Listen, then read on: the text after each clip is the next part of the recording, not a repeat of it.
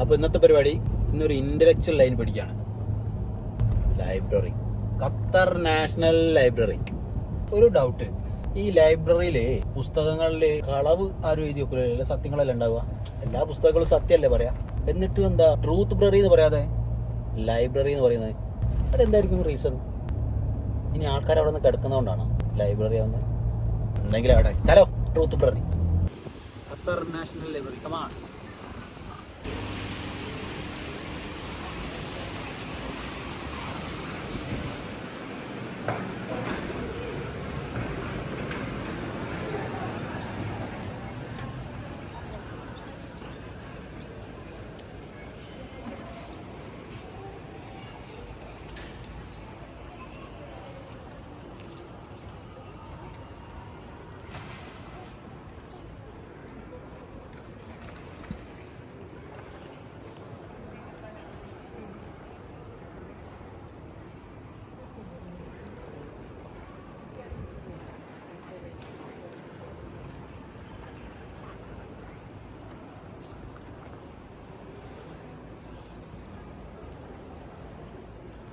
ഇതാണ് Qatar national library.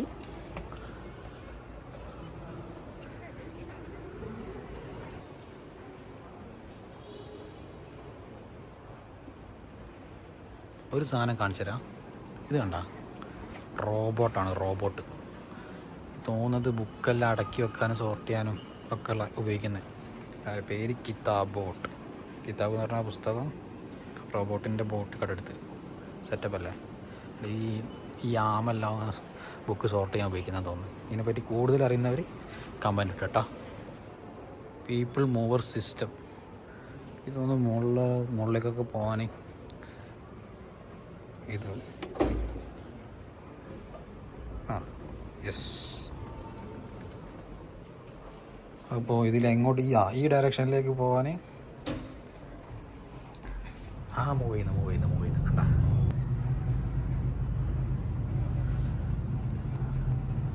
Hi tech library ഒക്കെ വരണം. പുസ്തകം വായിക്കാനല്ലെങ്കിലും കുറേ ആൾക്കാർ ലൈബ്രറി കയറുമല്ലോ. അതാണ് സെറ്റപ്പ്. നമ്മളിപ്പോൾ 1.7 എത്തിക്കൊണ്ടിരിക്കുന്നു.